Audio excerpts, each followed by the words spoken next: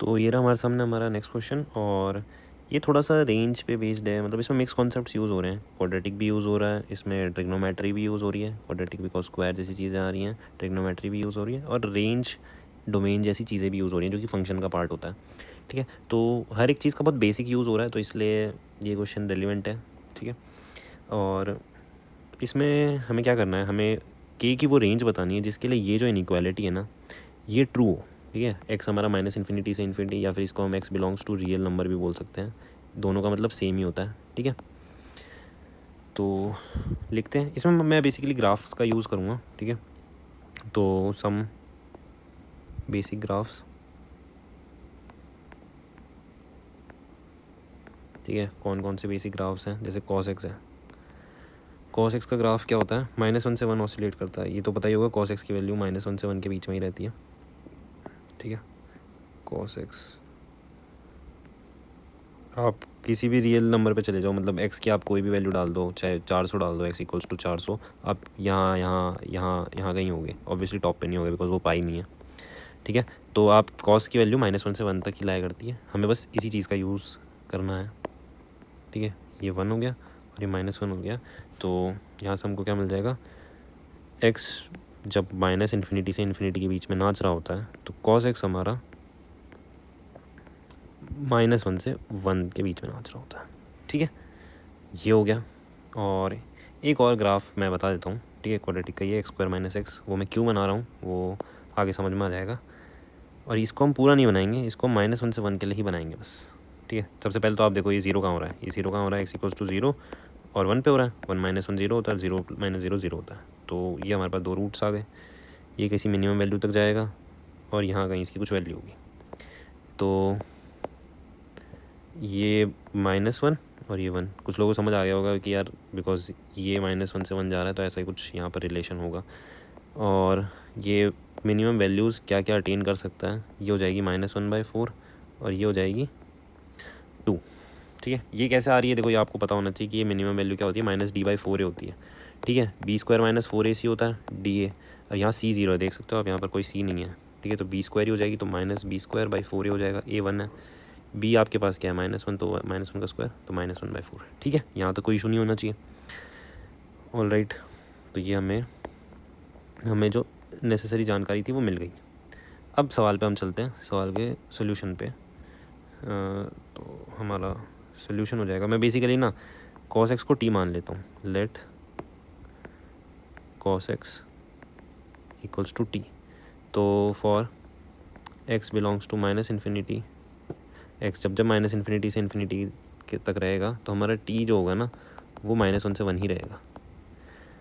ठीक है, तो इनइक्वालिटी को मैं स्टार बोल देता हूँ, तो स्टार क्या बन जाएगा, star would be equal to k common ले लिया, t² - t + 1, ये बन जाएगा हमारा स्टार।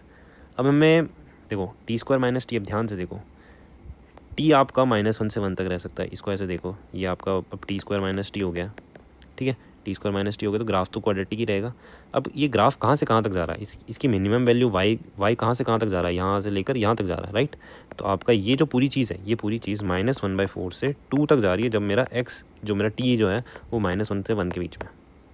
ठीक है, तो अब यहाँ ध्यान से देखते जाना, ये मेरा फेवरेट मेथड है, मतलब मैं इसको ऐसे करता हूँ, देखना आप, t² - t जो है वो बिलोंग करेगा -1/4 से 2 तक, जब t मेरा -1 से 1 के बीच में है।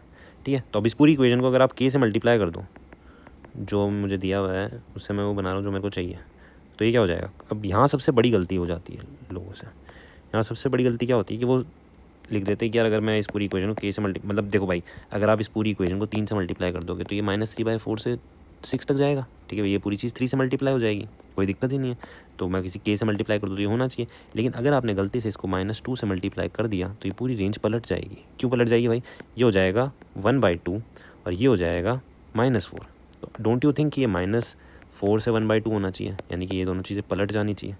जब आप ये करते हो तो आपको ना दिमाग में रखना होता है केसेस, वरना गलतियाँ हो जाती हैं। ठीक है, आप कितना ही अच्छे तरीके से सॉल्व कर रहे हो, ऐसी मिस्टेक्स हो जाती है, तो ये बहुत ही प्यारी और माइन्यूट चीज़ है। ठीक है। तो ये यहाँ से यहाँ हो सकता है, वहाँ से वहाँ। अब अगर मेरे को क्या चाहिए, के into T square minus T plus one, तो वो क्या हो जाएगा, इन दोनों रेंजेस में प्लस वन कर दो। अब जब भी आप प्लस करते हो ना, तो देखो ये क्या होगा ना, ये 1 यूनिट्स रख जाएगा, ये भी 1 यूनिट्स रख जाएगा। तो यहाँ कोई ऐसे दो अलग से केस नहीं बनाने पड़ेंगे, इस वाले में प्लस वन कर दो, इसमें प्लस वन कर दो, और जब ये केस होगा तो इसमें प्लस वन, इसमें प्लस वन। ठीक है। तो यहाँ पर स्विचिंग का आपको ज़्यादा देखना नहीं पड़ता, वो सिर्फ मल्टीप्लिकेशन में आपको ध्यान रखना होता है। ठीक है।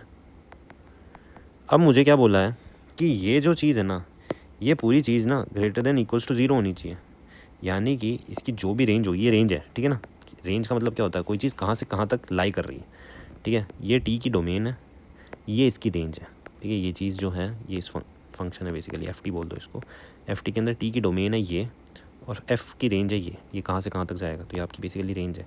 तो ये क्या चाह रहे हैं, आपकी रेंज जो है वो ग्रेटर देन ज़ीरो, यानी कि ये जो चीज़ है ना, इसमें ये जो चीज़ है ये ज़ीरो से बड़ी हो, greater than equals to zero, पूरी से पूरी ज़ीरो हो जाए या फिर ज़ीरो से बड़ी हो, ये वाली जो चीज़ है।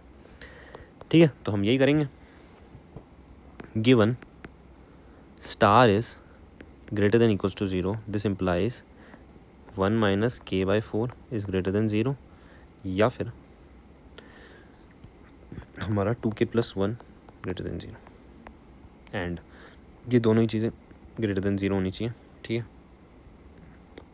तो यहाँ से हमको मिल जाएगा के लेस देन इक्वल्स टू 4, और यहाँ से मिल जाएगा हमें के माइनस हाफ से बड़ा। ऑलराइट, यहाँ से ये आएगा, यहाँ से आएगा, तो आप इसको क्लब करके लिख सकते हो, इस पूरी चीज़ को क्लब करके लिख दोगे और वही आपका आंसर हो जाएगा। दैट इज़ के is less than 4 and greater than minus half. तो ये छोटी सी चीज़ कभी कभार मिस हो जाती है, ऐसे केस बनाना, तो उससे क्या होता है, कभी कभार सिर्फ आंसर ये आ जाता है। ठीक है। तो जब आप, क्योंकि आप बेसिकली आप यही लिखोगे और जिसमें 1 ऐड कर दोगे, तो आप सोचोगे कि यार ये ग्रेटर देन ज़ीरो हो जाए, ये तो इससे बड़ा है ही, तो वो चीज़। ऑलराइट, तो ये था इस सवाल के अंदर। हमने क्या क्या कंसेप्ट यूज़ करे वो लिख लेते हैं। ठीक है, बिकॉज कंसेप्ट से हमारे काम आते हैं, कंसेप्ट से हमारी रैंक बनाते हैं, वो जिसके क्लियर होते हैं उसके सवाल बनते जाते हैं। तो हमने ग्राफ ऑफ cos x का यूज़ करा, ठीक है, end of quadratic partial graph, ठीक है, पार्शियल ग्राफ हमने यूज़ करा।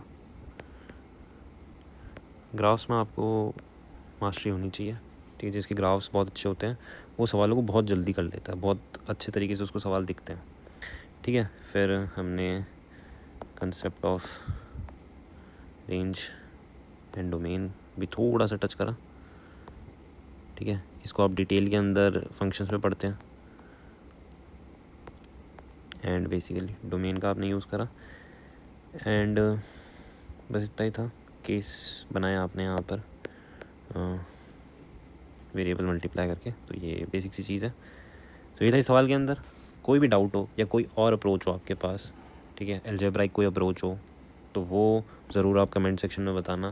तब तक के लिए मज़े करिए, मिलते हैं नेक्स्ट क्वेश्चन में।